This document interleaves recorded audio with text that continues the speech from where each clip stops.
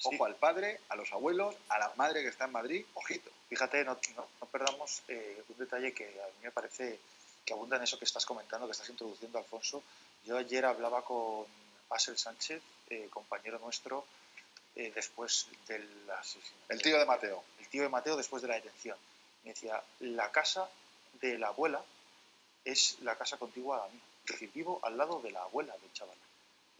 Por lo tanto, ayer el pueblo tenía una sensación, por un lado, de profunda tristeza, pero por otro lado también de cierto consuelo por saber que ya se ha solucionado policialmente el caso. Y digo policialmente porque hay una serie de elementos. A mí probablemente el más significativo me parece encontrar el arma. ¿Por qué? Porque la autopsia de Mateo, que según le han trasladado a la familia probablemente no esté hasta el miércoles, hasta mañana, si tú haces la autopsia, luego es fácilmente comparable, hacer compatible las heridas que tiene con el arma que se encuentre. Pero también están las cámaras. Hablabas, Alfonso, de la cámara del pabellón deportivo.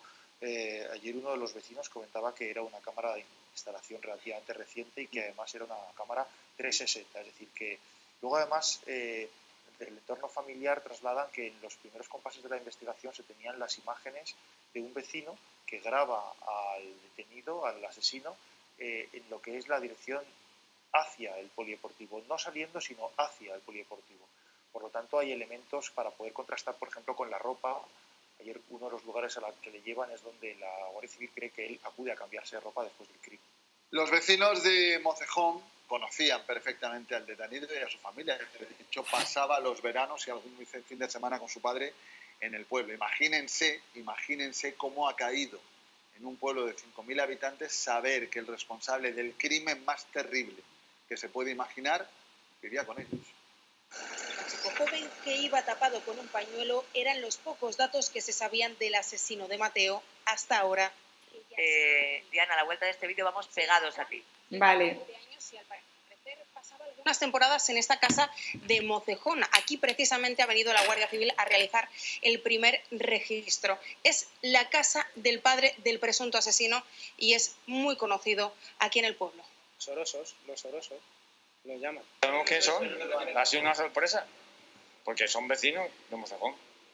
De toda la vida. De toda la vida. El padre se presentó por un partido aquí, lo llaman Los Verdes. O sea, que sabemos quién es perfectamente. Al padre sí lo conozco, de siempre. Y aunque su familia es muy conocida en el pueblo, parece que el autor confeso del crimen no tanto. Yo le veía a veces. Tiene que vivir con la madre y cuando le toque al padre venía. Es un chaval de 20 años que no lo conozco. Al chico no lo conozco. Vivía en Madrid con su madre y venía aquí a casa de su padre algunas temporadas junto con su hermano. Venían a ver a su padre y también a su abuela. No eran de mucho hablar. Iban, si te decían hola, te decían, si no, no. O sea, eran personas un poco extrañas. Precisamente en la casa de la abuela del detenido es donde los agentes han llevado a cabo el segundo registro. Aquí, al parecer, es donde el asesino confeso se habría cambiado de ropa tras el crimen.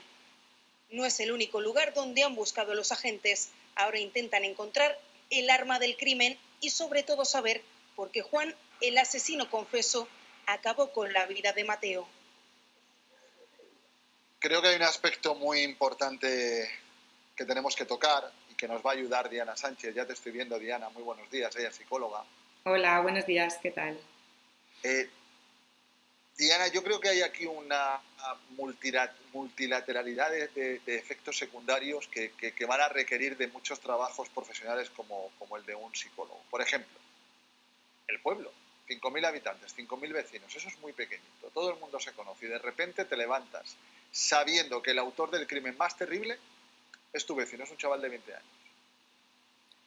Pues sí, verdaderamente, además, como tú dices, ¿no? En las poblaciones tan pequeñas, todo el mundo va a conocer a un familiar de este chico, como habéis visto, todo el mundo incluso va a tener relaciones con los padres, con los abuelos, y tiene que ser tremendo, ¿no? El encontrarte con esta realidad que a veces tenemos de que alguien conocido, familiar para ti, pues de alguna manera haya podido realizar este tipo de actos y de conductas tan inexplicables, ¿no? que a veces ocurren en los seres humanos y en personas cercanas.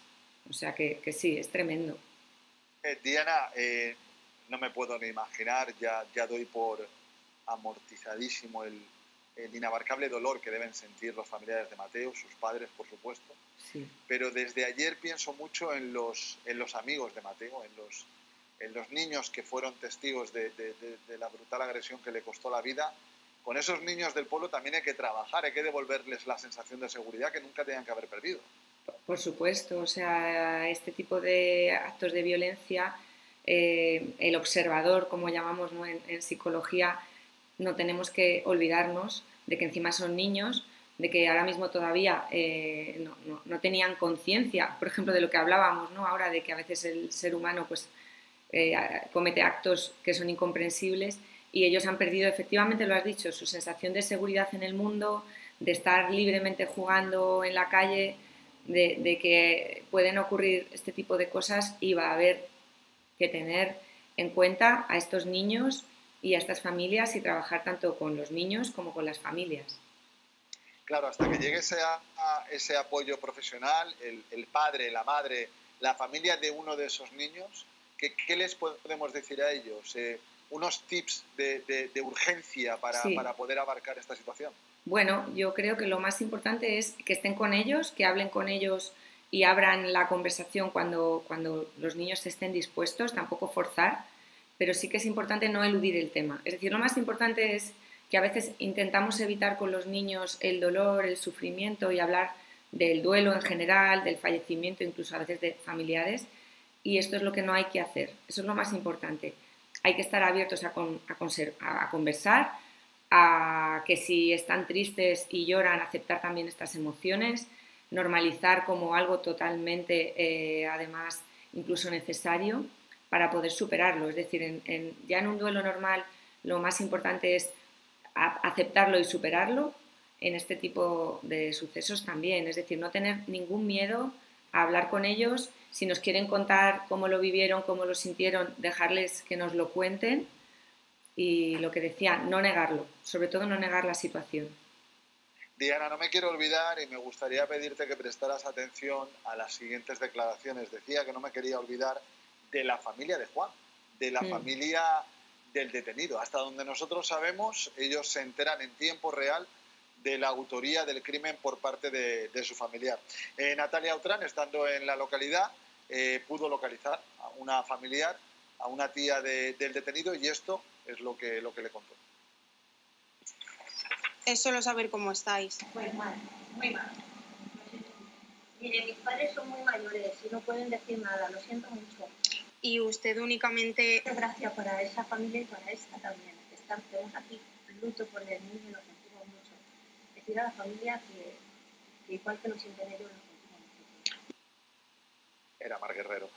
Igual que lo sienten ellos, lo sentimos nosotros. Esa empatía por parte de la familia del autor es muy de alabar, porque estarán pasando un momento igual de terrible, parecido. Pues sí, me ha parecido lo que acaba de decir esta familia, ¿no? Pues precisamente lo de una familia también destrozada, que acepta lo que ha ocurrido, es decir, que están aceptando como algo que no han podido evitar, pero tan cercano por todos los niveles, pero elogiable, como has dicho, ¿no? Porque a veces, cuando ocurren este tipo de cosas, también a veces tendemos, ¿no?, precisamente a negar esta realidad o a intentar buscar una explicación en esto, y yo creo que esta familia, bueno, pues simplemente pues se da cuenta de lo que ha ocurrido y asume, en cierta manera, ¿no?, el dolor también de la otra familia, el suyo propio. Diana, muchas gracias por ayudarnos a intentar comprender cómo superar un hecho tan traumático como el asesinato de un niño tan pequeño. Cuídate y hasta la próxima. Esa es una parte, Paloma, que a veces amortizamos en este tipo de sucesos, que es el papel que cumple la familia del autor. Porque es muy duro como padre pensar que he podido hacer mal para proteger a Mateo. Nada, era imposible proteger a Mateo. Pero claro, ahora estarán los padres de Juan diciendo: Hola, ¿ya puedo colgar? Para que Juan acabe protagonizando una historia así. Efectivamente, o sea, hablo personalmente ahora. Yo, cuando soy defensa en algún crimen, en algún suceso pues similar, siempre intento empatizar con esos familiares, con ese padre que su hijo ha hecho esto, esa madre que no ha podido impedir que su hijo haya cometido... Hola.